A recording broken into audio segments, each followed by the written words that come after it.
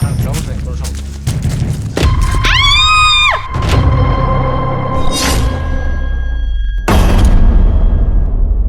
আরে কিভাবে হাঁটেন আপনি?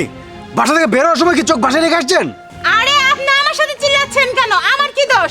আমি কিসের একটা শব্দ শুনেছি, আমি ভয় পেয়েছি, এর জন্যই তো আমি চিল্লিয়েছি, তাই না? দেখুন, আমার স্ত্রী অসুস্থ, প্রেগনেন্ট। আপনি যেভাবে চিৎকার করেছেন, যে কোনো ক্ষতি হয়ে যেতে পারতো। আপনি কি পাগল? আমি তো বললাম আমি একটা শব্দ শুনে ভয় পেয়েছি, এর জন্য আমি চেঁচিয়েছি। শিশির, আমার না খুব পেটে ব্যথা করছে, চলো। সুস্থ আছো তো নাকি? হ্যাঁ হ্যাঁ, চলো। চলো। কি আজব মানুষ, গায়ে পড়ে ঝগড়া করে। যাক, আমার জুতাটা আমি ঠিক করি। তরমুজ? আমার তরমুজ কই গেল?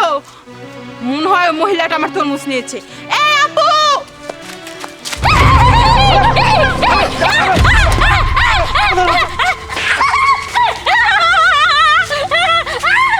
পাগলের বাচ্চা!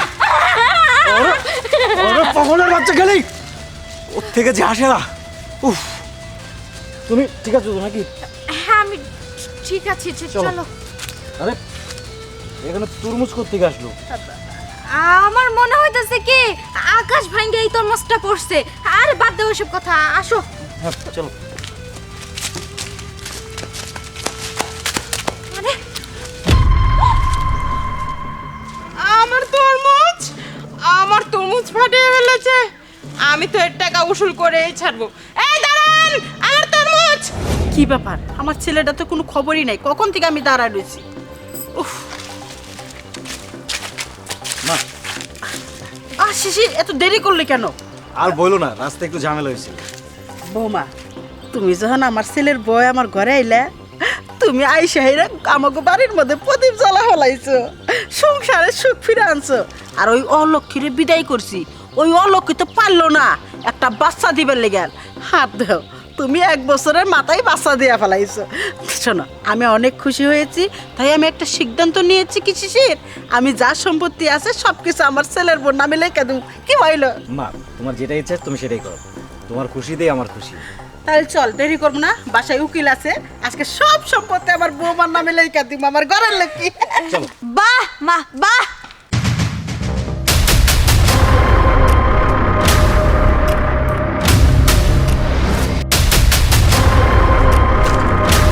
বাহ মা, বাহ।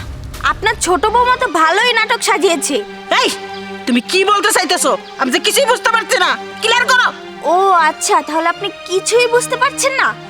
যেই বৌমার কারণে আমাকে তুচ্ছ তাচ্ছিল্য করে অত্যাচার করে এই বাড়ি থেকে বের করে দিয়েছেন, আর সেই বৌমা আজকে আপনাদের সাথে এত বড় প্রতারণা করছে, আর আপনারা কিছুই বুঝতে পারছেন না। আহ, তুমি কি বলতে চাচ্ছ? আমি বলতে চাচ্ছি যে আপনার এই বৌমা প্রেগনেন্ট না। কি উল্টাপাল্টা কথা বলতেছো? তুমি ভেবে বলছো? হ্যাঁ, উনি ভেবেই বলছে।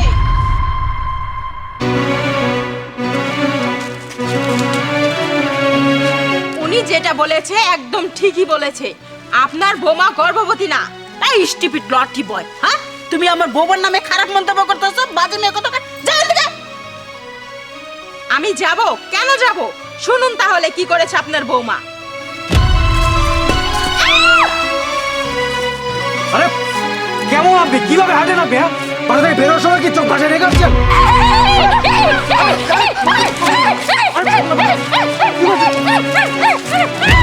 এত কিছুর পরেও যদি আপনাদের বিশ্বাস না হয়, আমি প্রমাণ দেখাচ্ছি।